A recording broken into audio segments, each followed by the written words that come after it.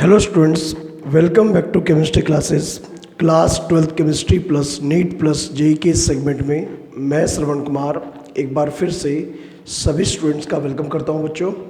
बच्चों आज हमारा 12th क्लास इलेक्ट्रोकेमिस्ट्री का लेक्चर नंबर 24 है। हमने लास्ट लेक्चर में सबसे पहले तो आपको नस्ट इक्वेशन और उससे कनेक्टेड जितने भी फॉर्मूले हैं उनका रिवीजन कराया था, सारे कॉन्सेप्ट आपको रिवाइज कराए थे।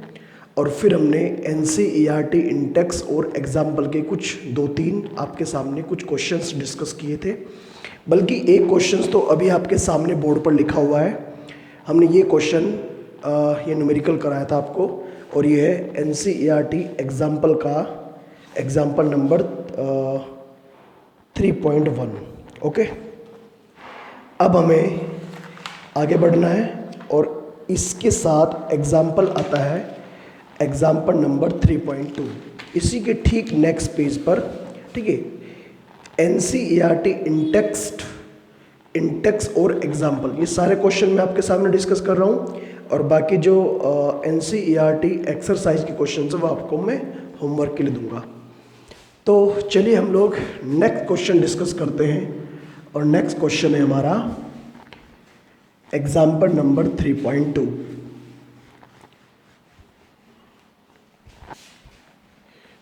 तो बात करेंगे एग्जाम्पल नंबर 3.2 की। एग्जाम्पल नंबर 3.2, एग्जाम्पल नंबर 3.2 में क्या लिखा है जरा देखिए ध्यान से। लिखा है calculate the equilibrium constant for the reaction. एक यहाँ पर रिएक्शन गिवन है और आपको फाइंड आउट करना है उस रिएक्शन के लिए इक्विलिब्रियम कांस्टेंट। आपको फाइंड आउट करना है इक्विलिब्रियम कांस्टेंट। इक्विलिब्रियम कांस्टेंट की आपको यह फाइंड आउट करना है। आपको इक्वेशन गिवन है copper solid plus 2 times Ag plus aqueous is give Cu plus के 2 aqueous और प्लस 2 टाइम्स Ag सॉलिड। ये आपको इंफॉर्मेशन गिवन है, और इसके लिए आपको E0 सेल की वैल्यू गिवन है। कितनी? E0 सेल की वैल्यू गिवन है 0.46 इतने वोल्ट। ओके, इक्विलिब्रियम कांस्टेंट आपको फाइंड आउट करना है। ये देखिए, इक्विलिब्रियम कांस्टेंट फाइंड आउट करने के लिए एक तो आपको नीड होगी n की। n का मतलब चेंज, तो कितना चेंज है यहाँ पर? रिएक्शन देखने से लग रहा है 2 का चेंज है।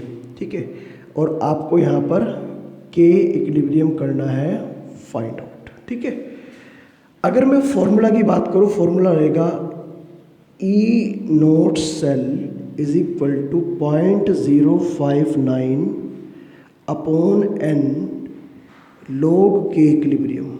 ये तो है हमारा अप्लाई होने वाला फॉर्मूला। ठीक है, यहाँ से आप लोग k इक्विलिब्रियम फाइंड आउट कर लीजिए। k इक्विलिब्रियम, ठीक है, ये हमें यहाँ से फाइंड आउट करना है, is equal to n into E0 cell upon 0.059।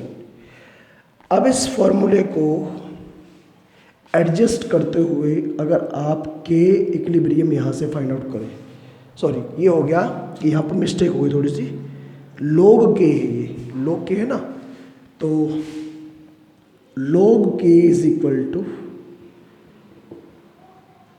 Value put करिए। n की वैल्यू यहाँ पर आएगी 2। n is equal to 2 into 0.46 upon में 0.059, ये फैक्टर है। जब आप लोग यहाँ से इस फैक्टर को सोल्व कर लोगे, ठीक है, इसे जब सोल्व कर लोगे तो आंसर यहाँ से जो आएगा log k is equal to 15.6। ठीक है, यहाँ पर ये आंसर आया। देखिए, आप लोग इसे यहीं भी छोड़ सकते हो, तब भी आपका आंसर सही है। अगर आपने इसे यहाँ छोड़ दिया, कारण ये है, अगर आपको इसे फाइनल तक सोल्व करना है तो आपको लेना पड़ेगा इसका एंटी लॉग। ठीक है, एंटी लॉग का मतलब होता है लॉग को रिमूव करना, लॉग को रिप्लेस करना। और एंटी लॉग लेने का अपना एक कॉन्सेप्ट है। वैसे एंटी लॉग की वैल्यू न्यूमेरिकल में गिवन होती है कभी कभी, लेकिन एक्चुअली बोर्ड एग्ज़ाम में एंटी लॉग का जो कॉन्सेप्ट है वो नहीं है, सिलेबस में नहीं है। फिर भी अगर आपको एंटी लॉग इसका लेना हो तो कैसे लेते हैं, तो ऑन टेकिंग एंटी लॉग, वैसे एंटी लॉग लेने का बच्चों वैसे अपना एक कॉन्सेप्ट है, मैथमेटिकल कॉन्सेप्ट है, लेकिन मैं कैसे यूज़ करता हूँ उसे। ये लॉग के इक्विलिब्रियम है, एंटी लॉग का मतलब लॉग को रिप्लेस करना। जिधर लॉग है एंटी लॉग लेने पर उधर से लॉग हट जाएगा, ये बचेगा। और ये जो वैल्यू है, इस वैल्यू में क्या होगा, ये जो पॉइंट से इधर की वैल्यू है ये तो जाएगी 10 की पावर में, 10 की पावर 15। और अगर ये मान लिया 15 होता, 15.6 ना होकर अगर ये 15 होता तो ये केवल आंसर आता 10 के पावर 15, लेकिन ये 0.6 भी है। तो 0.6 लॉग में किसकी वैल्यू है, जैसे लॉग में 2 की वैल्यू 0.3010 है, लॉग में 3 की वैल्यू 0.4771 है, लॉग में 4 की वैल्यू 0.6020, ऐसे करके किसकी वैल्यू है। तो ये अप्रोक्सीमेटली पड़ेगी 3.92 की वैल्यू, और ये आपका इक्विलिब्रियम कांस्टेंट। ठीक है, ऐसे हम लोग इसे सोल्व करते हैं। अगर आपको एंटी लॉग लेने में कोई प्रॉब्लम है तो मैं आपको थोड़ा सा इसकी डिटेल और समझा दूंगा किसी और न्यूमेरिकल्स में। ठीक है, फिर भी आप लोग इसे कोशिश करिए समझने की। ये हमारा एग्जाम्पल नंबर 3.2 है, और इसके ठीक बाद नेक्स्ट जो एग्जाम्पल है वो है 3.3। ठीक है, अभी आप लोग इसे नोट कर लीजिएगा, ये आपका आंसर है। ऐसे इस क्वेश्चन को सोल्व करना है, जो इक्विलिब्रियम कांस्टेंट फाइंड आउट करने वाले हैं। और अभी हम लोग चलते हैं नेक्स्ट क्वेश्चन की तरफ।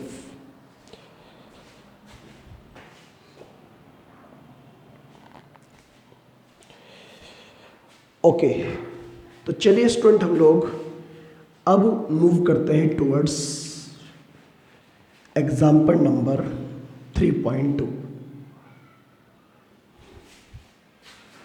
तो एग्जाम्पल नंबर 3.2 हमें डिस्कस करना है।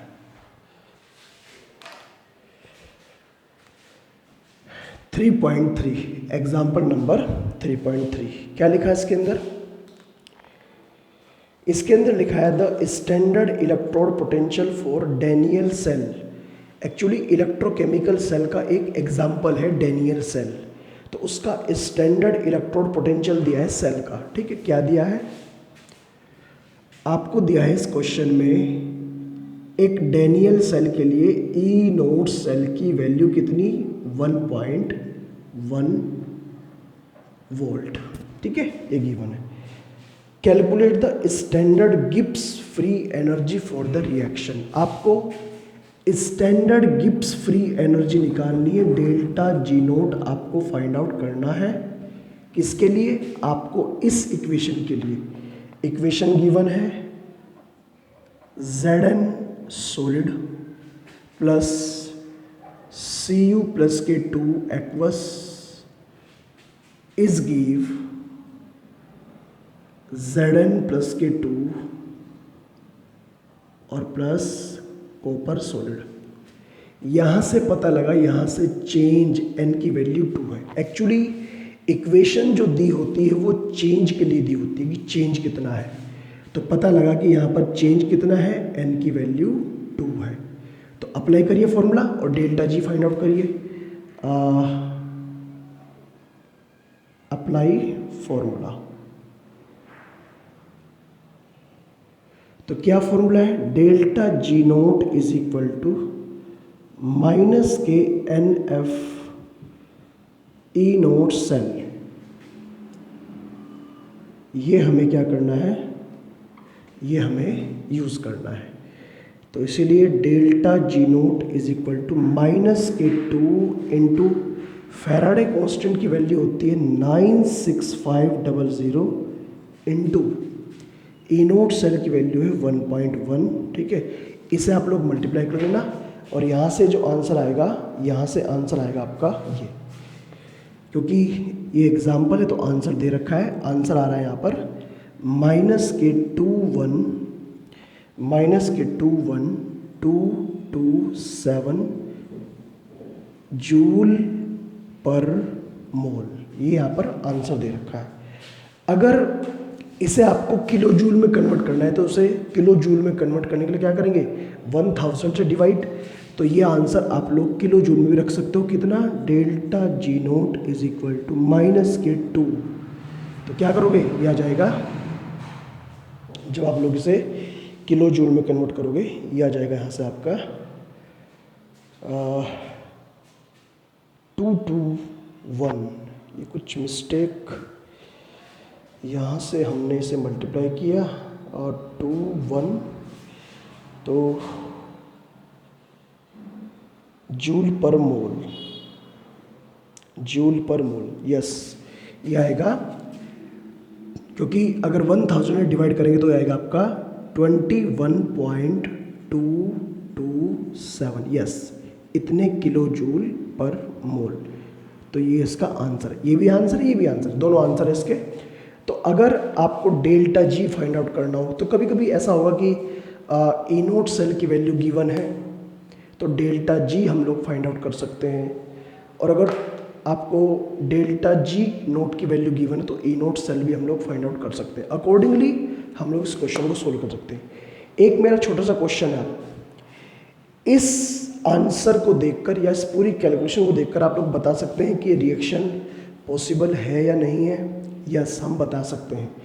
अगर डेल्टा जी नोट की वैल्यू नेगेटिव आ जाए तो रिएक्शन पॉसिबल, फिजिबल, स्पॉन्टेनियस, और अगर डेल्टा जी नोट की वैल्यू पॉजिटिव आ जाए तो reaction not feasible, non spontaneous और नॉट पॉसिबल। ऐसे करके हम लोग इसे एक्सप्लेन कर सकते हैं। कभी ऐसा क्वेश्चन अगर आ जाए तो वो भी हम लोग देख सकते हैं। तो अभी क्या करें, वीडियो स्टॉप करके इस एग्जाम्पल को नोट करिए और फिर हम लोग चलेंगे कुछ NCERT इंटेक्स के फिर दोबारा से क्वेश्चन आ चुके हैं, उन्हें लेकर चलेंगे, ठीक है।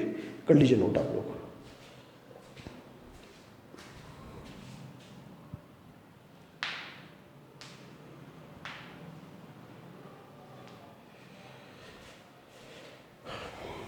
ओके चलिए स्टूडेंट, तो चलिए हम लोग बात करते हैं फिर आगे नेक्स्ट कॉन्सेप्ट की। अब जो बारी है वो वापस NCERT इंटेक्स क्वेश्चन की है। फिर दोबारा से एक बार इंटेक्स क्वेश्चन आ चुके हैं और इस बार इंटेक्स का जो नंबर है क्वेश्चन का वो है 3.4। 3 क्वेश्चन करने हैं, 3.4, 3.5, 3.6। तो क्वेश्चन नंबर इंटेक्स का है 3.4। देखिए 3.4 क्वेश्चन में क्या लिखा, जरा देखिए ध्यान से। Calculate the potential of hydrogen electrode in contact with a solution whose pH is 10। बहुत ही आसान है क्वेश्चन।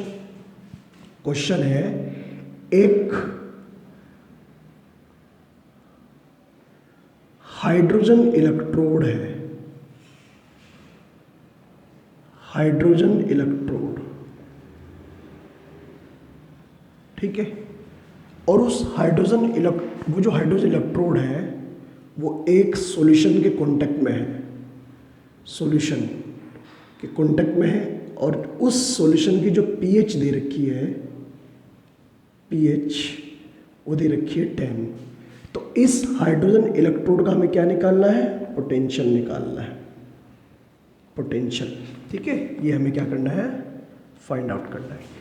तो इसके लिए हमने बताया था, जब एप्लीकेशन बताई थी पोटेंशियल की या नस्ट इक्वेशन की, जब एप्लीकेशन बताई थी हमने कि अगर किसी सॉल्यूशन का pH दिया हो, जैसे हाइड्रोजन इलेक्ट्रोड का या किसी और सॉल्यूशन का अगर pH दिया हो, उस केस में हम लोग कैसे फाइंड आउट कर सकते हैं पोटेंशियल, ठीक। तो हाइड्रोजन इलेक्ट्रोड का ऑक्सीडेशन पोटेंशियल भी फाइंड आउट कर सकते हैं और रिडक्शन पोटेंशियल भी दोनों फाइंड आउट कर सकते हैं। तो इसके लिए बिल्कुल स्टैंडर्ड फॉर्मूला बताया था, जैसे पहला केस बताया था, फर्स्ट केस। अगर निकालना है ई ऑक्सीडेशन, तो E oxidation is equal to plus K 0.059 into pH। Okay, और इसका ठीक अपोजिट अगर हमने बताया था कि अगर आपको निकालना है ई रिडक्शन, तो माइनस के 0.059 इंटू pH। ऐसे करके हम लोग ये सोल्व कर सकते हैं। तो अगर मैं कहूँ आपको ई ऑक्सीडेशन कितना होगा हाइड्रोजन का, तो प्लस के 0.059 इंटू pH 10 है, तो ऑक्सीडेशन पोटेंशियल तो जैसे आ गया यहाँ पर प्लस के 0.59 इतने वोल्ट। ये तो है हाइड्रोजन इलेक्ट्रोड का पोटेंशियल ऑक्सीडेशन का, क्योंकि हाइड्रोजन इलेक्ट्रोड एनोड और कैथोड दोनों की तरह काम कर सकता है। ये हमने पढ़ा है रेफरेंस इलेक्ट्रोड शी में, स्टैंडर्ड हाइड्रोजन इलेक्ट्रोड में। और अगर रिडक्शन की बात करें तो रिडक्शन हो जाएगा माइनस के 0.059 इंटू 10, मतलब यह आंसर आएगा reduction is equal to minus के 0.59 इतने वोल्ट। तो जो भी आपको आंसर दिया हो, आंसर इसका प्लस में भी हो सकता है, माइनस में भी हो सकता है, डिपेंड करेगा कि आपको किस कंडीशन में आंसर दिया है, ऑक्सीडेशन का दिया है या रिडक्शन का दिया है। अकॉर्डिंगली हम लोग इसका सोल्व कर लेंगे। और ऐसा नहीं कि ये केवल हम लोग हाइड्रोजन इलेक्ट्रोड का ही फाइंड आउट कर सकते हैं। अगर आपको किसी भी सॉल्यूशन की पीएच दी हो, ठीक है, पीएच दी हो तो आप लोग फाइंड आउट कर सकते हैं। कंसंट्रेशन दी हो तो फाइंड आउट कर ही सकते हैं, क्योंकि आपको पता है कंसंट्रेशन और पीएच में आपस में एक रिलेशन है, तो उस रिलेशन को भी हम लोग कोरिलेट कर सकते हैं। ठीक है, आपने पढ़ा होगा pH is equal to minus के लोग हाइड्रोजन आयन कंसंट्रेशन। ठीक है स्टूडेंट, तो इसे आप लोग वीडियो स्टॉप करके नोट कर सकते हैं।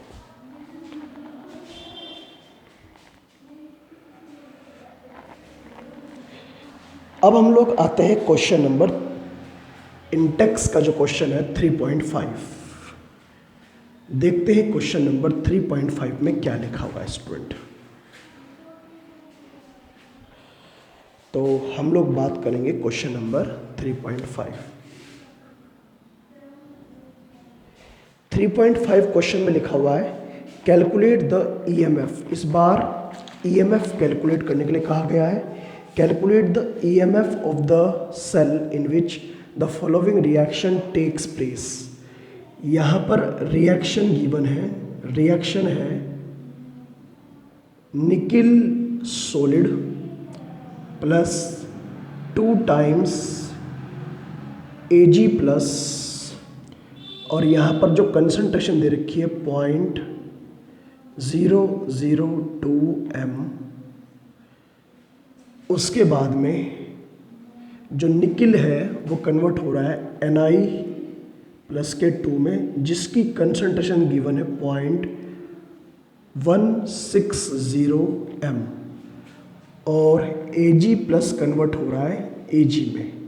ठीक है, सॉलिड में। ये कंडीशन गिवन है, और आपको यहाँ पर ई नोट सेल की वैल्यू गिवन है। क्या गिवन है? Given E nought cell is equal to 1.05 इतने वोल्ट। फाइंड आउट क्या करना है? ईएमएफ। ईएमएफ का मतलब ई सेल। ई सेल हमें यहाँ पर क्या करना है? फाइंड आउट करना है। ये इंफॉर्मेशन दो क्वेश्चन में गिवन है। सोल्व कैसे करेंगे? आपको इन सब चीज़ों के साथ n की वैल्यू को ध्यान में रखना है। 2 है यहाँ पर, ठीक है, n की वैल्यू 2 है। फॉर्मूला है हमारा जो यहाँ पर अप्लाई होगा। फॉर्मूला क्या है? ई सेल मतलब EMF is equal to E nought cell minus 0.059 upon n log concentration of product, इसका coefficient n, concentration of reactant, इसका कोफिशिएंट m। ठीक है, ये हमने यहाँ पर फॉर्मूला अप्लाई किया। ई सेल फाइंड आउट करना है तो E cell is equal to E nought cell की वैल्यू कितनी है 1.05 माइनस 0.059 अपॉन n की वैल्यू कितनी है 2 है। ठीक है, चेंज यहाँ पर कितने का है 2 का है, इनटू लोग प्रोडक्ट अपॉन रिएक्टेंट। प्रोडक्ट में ये है 0.10। ठीक है, इसकी कोई कोफिशिएंट नहीं है 1, अपॉन में रिएक्टेंट ये है 0.002, लेकिन इसका स्क्वायर है क्योंकि इसका कोफिशिएंट 2 है। अब मैंने जैसे पहले ही बताया था आपको कि आपको इस लोग के फैक्टर को अलग से सोल्व कर लेना है, वरना अगर आपने यही कहीं आप लोग सोल्व करते रहे तो कम से कम ये न्यूमेरिकल 3-4 पेज का हो जाएगा। आप लोग सोल्व करते रहोगे, फिर नेक्स्ट स्टेप, फिर मतलब स्टेप बाय स्टेप आप लोग करते रहोगे। तो इससे अच्छा ये है कि आप लोग अलग सोल्व करिए। सोल्व लोग, क्या है लोग की वैल्यू? लोग की वैल्यू है लोग 0.16 अपॉन, ये इसका स्क्वायर है ना, इसे लिख सकते हैं 0.002 इंटू 0.002। उसके बाद में लोग इसे आप लोग लिख सकते हैं 16 इंटू 10⁻⁻²। ठीक है, इसे आप लोग ऐसा लिख सकते हैं। ये कितना हो जाएगा? ये हो जाएगा 2 इंटू 10⁻⁻³ इंटू 2 इंटू 10⁻⁻³ मतलब ये सबका अपना अपना तरीका है कैसे लिख सकते हैं इसे। फिर दोबारा से लोग 16 इंटू 10⁻⁻² और ये हो जाएगा 4 इंटू 10⁻⁻⁶। पहली बातों से कट करो कितना आएगा? 4 आएगा। और इसकी -2 पावर, इसकी -2 कट करेगी और बचेगी -4, ऊपर जाके प्लस की हो जाएगी पावर, तो लोग 4 इंटू 10⁻⁴। इसमें m इंटू n का फॉर्मूला अप्लाई करेंगे, मतलब इस पूरी वैल्यू को लिख सकते हैं हम लोग पहले की तरह log 4 plus 4 into log 10। log 4 की वैल्यू पुट करो 4 और log 1 की वैल्यू 0 होती है। जो भी यहाँ से वैल्यू आएगी उस वैल्यू को आपको बस सीधे सीधे यहाँ पुट कर देना है। और जैसे ही वैल्यू पुट करोगे इस पूरी कैलकुलेशन को सिंप्लीफाई करके आप लोग पता लगा सकते हो ई सेल की वैल्यू। बहुत ही आसान क्वेश्चन है, बस आपको कॉन्सेप्ट एक्यूरेटली पता होना चाहिए कि आपको इसके बाद क्या करना है। अगर आपने एक बार नस्ट इक्वेशन के ऊपर बेस्ड जितने भी फॉर्मूले हैं और जितने भी इसके कॉन्सेप्ट हैं उनके ऊपर लगभग 15 से लेके 20 क्वेश्चंस न्यूमेरिकल्स अलग अलग जगह से अगर आपने कर लिए एक बार, तो ये मान के चलिए ना तो बोर्ड का कोई क्वेश्चन, न ही नीट का कोई क्वेश्चन और न ही जेई का कोई क्वेश्चन ऐसा होगा जो आप लोग नहीं कर पाओगे। हर क्वेश्चन आप लोग सोल्व करोगे। बस कंडीशन यही है कि आप लोग इसे ध्यान से इसका कॉन्सेप्ट सीखें, पढ़ें। जो मैंने आपको समझाया उसे ध्यान से आप लोग पढ़ें। ठीक है, ये तरीका है। लोग को हम लोग हमेशा अलग से ही सोल्व करेंगे, इसे नोट कर लीजिए आप लोग।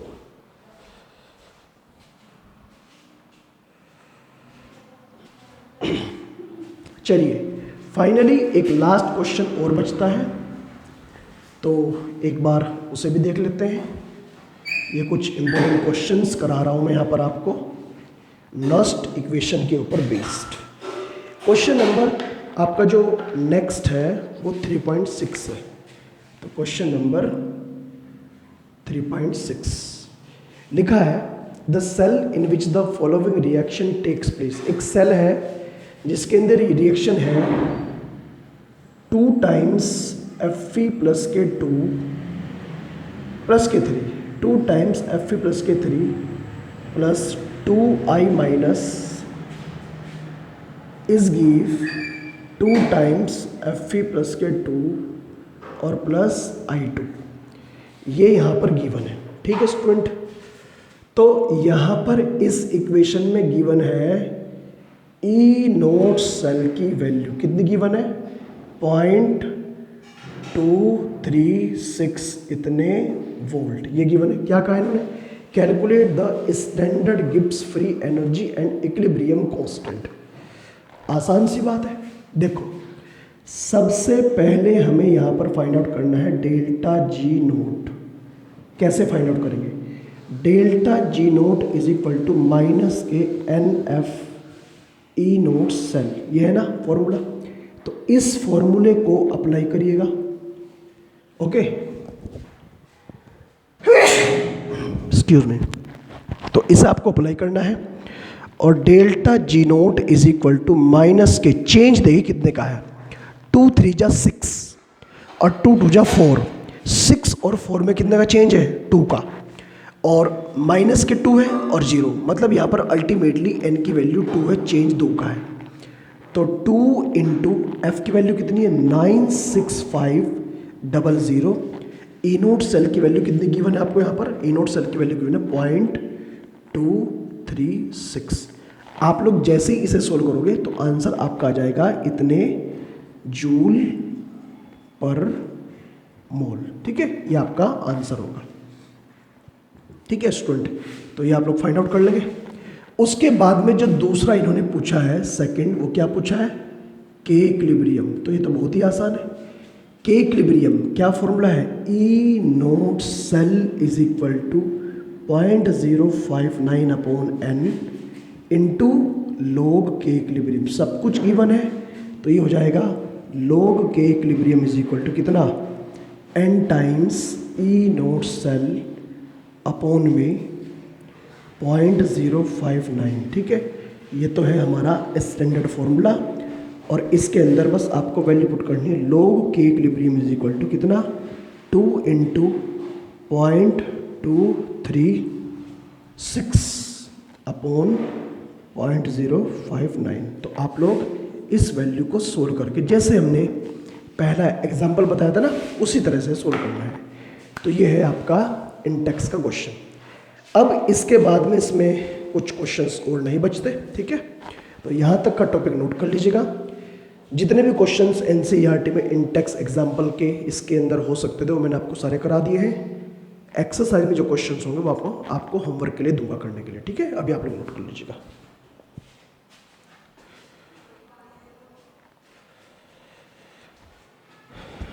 तो चलिए स्टूडेंट, आज के लेक्चर को हम लोग यहीं पर कंप्लीट करते हैं और नेक्स्ट लेक्चर में, क्योंकि ये जो टॉपिक है आपका नस्ट इक्वेशन का, तो ये टॉपिक लगभग कंप्लीट हो चुका है। हमने इसके क्वेश्चंस भी कंप्लीट करा दिए हैं। अब आपने क्या करना है, जो इस टॉपिक के ऊपर जो क्वेश्चंस एनसीईआरटी एक्सरसाइज में है, चाहे वो कोई भी क्वेश्चन हो इस टॉपिक के ऊपर, उन्हें आप लोग कंप्लीट कर लीजिएगा।